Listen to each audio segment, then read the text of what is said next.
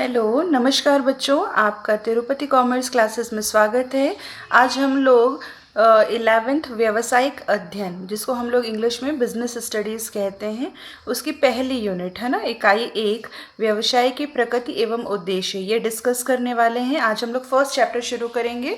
जैसा कि आप सभी लोग देख सकते हैं, ये इस यूनिट के अंदर हम लोग क्या क्या पढ़ेंगे, ये सारी चीज़ें। तो फर्स्टली हम लोग पढ़ेंगे व्यवसाय की अवधारणा एवं विशेषताएं। दूसरा, व्यवसाय, पेशा, रोजगार, विविधात्मक विशेषताएं। व्यवसाय के उद्देश्य, आर्थिक और सामाजिक, व्यवसाय में लाभ की भूमिका।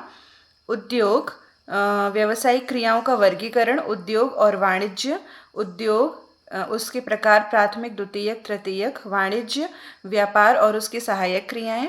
व्यावसायिक जोखिम, प्रकृति और कारण। मतलब ये इतने टॉपिक हैं जो हम पहले यूनिट में कवर करने वाले हैं, ठीक है ना। तो आज हम लोग जो है इसका पहला चैप्टर शुरू कर रहे हैं, व्यवसाय की प्रकृति एवं उद्देश्य। तो आपको मैं एक चीज़ बता दूं, अब हम लोग चलते हैं सीधे बुक में और अपने फर्स्ट चैप्टर की ओर।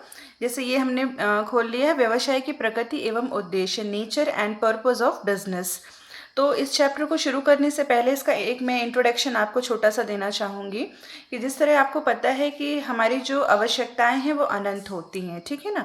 आपने इसके पहले 10th स्टैंडर्ड के पहले कहीं ना कहीं ज़रूर पढ़ा होगा कि हमारी जो आवश्यकताएं हैं वो कई प्रकार की होती हैं। अनिवार्य आवश्यकताएं और फिर विलासितापूर्ण आवश्यकताएं। तो अब अनिवार्य में कौन सी आवश्यकताएं आती हैं? ऐसी आवश्यकताएं जैसे जो रोटी, कपड़ा, मकान, जिसके बिना हम रह नहीं सकते, ठीक है। फिर विलासितापूर्ण में जो हमारी लाइफ को थोड़ा सा कंफर्टेबल बनाती हैं, उनको कहते हैं। तो कुल मिला के अब इसमें अगर हम ये जानें कि संसार में रहने वाले प्रत्येक मनुष्य को अपनी जो दैनिक आवश्यकताओं को पूरा करने के लिए वस्तुओं और सेवाओं की ज़रूरत होती है। वस्तु मतलब देखो, जैसे आप लोग सुबह से जब उठते होंगे, एक एग्जाम्पल हम लेते हैं। जब आप सुबह उठते हो तो सुबह सबसे पहले हम क्या करते हैं? ब्रश करते हैं। तो ब्रश करने के लिए भी हमें टूथपेस्ट चाहिए, टूथब्रश चाहिए। वहाँ से शुरू हो जाती है हमारी आवश्यकताएं, ठीक है ना। उसके बाद हमें ब्रेकफास्ट चाहिए, डिनर चाहिए, लंच चाहिए, हमें कपड़े चाहिए, आने जाने के लिए गाड़ी चाहिए, गाड़ी में डलवाने के लिए पेट्रोल चाहिए। ये तो होगी आवश्यकताओं की बात। अगर यहीं पे अब हम सेवाएं लेते हैं तो सेवा भी देखो कई तरह की होती है। एक, या तो आप अपनी माता से सेवाएं लेते हैं कि वो आपको खाना वगैरह बना के दें। स्कूल जाते हैं तो टीचर्स आपको पढ़ाते हैं। ऐसे मतलब अलग अलग क्षेत्र में लोग अलग अलग तरह से ये सेवाएं होती हैं, ठीक है। अब आपको एक चीज़ पता होगी कि आप जितनी भी हमारी आवश्यकताएं, क्या वो यूं ही फुलफिल हो जाती हैं? उन सभी आवश्यकताओं को पूरा करने के लिए धन अर्जन करना पड़ता है। आप सभी ने देखा है, आपके पेरेंट्स, कोई किसी का बिजनेस होगा, कोई नौकरी करने जाता है, कोई कुछ करता है। मतलब पैसे कमाने के लिए अलग अलग सभी के जरिए होते हैं। तो वो क्यों होते हैं? ताकि वो हमारी आवश्यकताओं को पूर्ण कर सकें। क्या बिना धन के वो हमारी किसी भी आवश्यकता को पूरा कर सकते हैं? नहीं कर पाएंगे, ठीक है ना। तो अब जो धन कमाने के लिए, धन अर्जित करने के लिए जो क्रियाएं होती हैं, उन क्रियाओं को हम क्या कहते हैं? आर्थिक क्रियाएं, ठीक है। जो हमारा नेक्स्ट टॉपिक है, जो मैं आपको बताना चाहती हूँ, वो यही है कि जो मनुष्य की क्रियाएं हैं, इनको हम दो भागों में बांटते हैं। फर्स्ट है हमारी आर्थिक क्रियाएं और सेकंड है हमारी अनार्थिक क्रियाएं। आर्थिक क्रियाओं को हम क्या कहते हैं? आर्थिक क्रियाओं को हम कहते हैं इकोनॉमिक एक्टिविटीज़। अनार्थिक क्रियाओं को कहते हैं नॉन इकोनॉमिक एक्टिविटीज़। ओके, तो सबसे पहले हम देखते हैं आर्थिक क्रियाएं। वे क्रियाएं जिनका उद्देश्य आवश्यकताओं की संतुष्टि के लिए धन कमाना और उसका उपभोग करना है तथा जिन्हें मुद्रा में मापा जा सके, आर्थिक क्रियाएं कहलाती हैं। इस डेफिनेशन में अब मैं इस डेफिनेशन को आपको समझाती हूँ, परिभाषा को क्या है। वे क्रियाएं, सबसे पहले तो क्रिया होनी चाहिए, मतलब काम, ठीक है, जिनका उद्देश्य आवश्यकताओं की संतुष्टि के लिए धन कमाना। हमारी जो आवश्यकताएं हैं वो चाहे अनिवार्य हो, विलासितापूर्ण हो, किसी भी आवश्यकता को पूर्ण करने के लिए हमें धन की ज़रूरत होती है। तो हमें सबसे पहले धन कमाना और उसके बाद उपभोग करना। उपभोग करने का मतलब क्या होता है? उसको यूज़ करना, कंज्यूम करना, ठीक है। और मेन जो सबसे इम्पॉर्टेंट चीज़ इस डेफिनेशन में है कि जिसे हम मुद्रा में मापा जा सके। मुद्रा का मतलब क्या होता है? करेंसी। जैसे इंडियन करेंसी क्या है? रुपीज़ है, कहीं की डॉलर है, कहीं की दिनार है। तो ऐसी क्रिया जिसे हम मुद्रा में माप सके, मतलब उसे हम क्या कहेंगे? आर्थिक क्रिया कहलाएंगे। जैसे अब इसमें एग्जाम्पल हम क्या कहते हैं? किसान का खेती करना। अब देखिए, जो किसान है वो खेती क्यों करता है? ताकि जब उसकी फसल तैयार हो सके तो वो अनाज मंडी में बेचे और उससे उसको धन मिले। दूसरा, कुम्हार का बर्तन बनाना, कुम्हार मिट्टी के बर्तन बनाता है, जैसे अभी गर्मी बहुत है तो घड़े वगैरह बनाते हैं, जिससे उन लोगों को बर्तन बना के वो उनको सेल करते हैं ताकि उन्हें धन मिले। एक अध्यापक का पढ़ाना, टीचर स्कूल में पढ़ाते हैं, उसके बदले उन्हें क्या मिलता है? वेतन। डॉक्टर का रोगी को इलाज करना, जो डॉक्टर्स होते हैं जब हम बीमार होते हैं तो जाते हैं जब डॉक्टर के यहाँ, तो क्या वो हमारा फ्री में ट्रीटमेंट करते हैं? नहीं, वो हमसे एक निश्चित फीस लेते हैं। अगर हम गवर्नमेंट हॉस्पिटल में भी जाते हैं तो वहाँ पे भी एक रसीद कटती है, आपको पता है। और उन डॉक्टरों को हमारी गवर्नमेंट पे करती है, वेतन उन्हें वहाँ से भी मिलता है, ठीक है। तो मतलब जो भी व्यक्ति अगर किसी भी फील्ड में काम कर रहा है, बदले में उसको जो भी वो काम कर रहा है उसके बदले में उसको उसका धन मिल रहा है, उसका जो पारिश्रमिक मिल रहा है, तो वो आर्थिक क्रिया कहलाएगी, ठीक है ना। अब आर्थिक कल्याण को प्राप्त करने के लिए उपभोग, उत्पादन, विनिमय और वितरण से संबंधित क्रियाएं ही आर्थिक क्रिया कहलाती है। देखिए, इसमें बहुत सारे वर्ड्स आए हैं। पहला, उपभोग। उपभोग का मतलब कंज्यूम करना। उत्पादन, उत्पादन मतलब प्रोडक्शन करना, किसी भी चीज़ को बनाना। विनिमय और वितरण, वितरण मीन्स क्या होता है? किसी भी चीज़ को डिस्ट्रीब्यूट करना, मतलब अलग अलग जगह कैसे हम उसको भेजते हैं। ये जैसे जैसे हम लोग बुक को पढ़ेंगे ना, आपको ये सारे वर्ड्स बहुत अच्छे से समझ में आएंगे, ठीक है। तो ये क्या कहलाती हैं? हमारी आर्थिक क्रिया कहलाती हैं।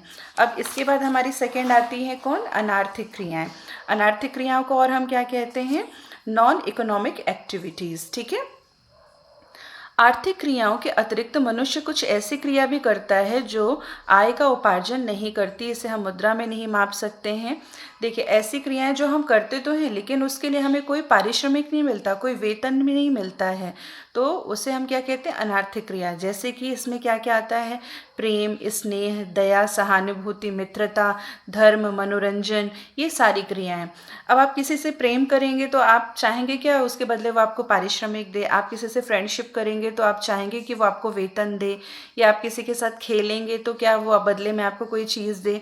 तो इसे जो मतलब बिना हम किसी भी जैसे इसमें एक सबसे अच्छा एग्जाम्पल है, मैं आपको बताती हूँ, माता द्वारा अपने बच्चों का पालन पोषण।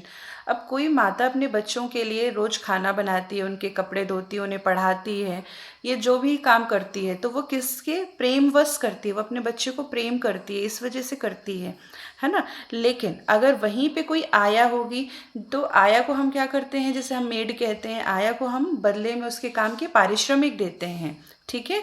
तो वो उसकी आर्थिक क्रिया है। लेकिन माता जब बच्चों का पालन पोषण करती है तो वो अनार्थिक क्रिया कहलाती है।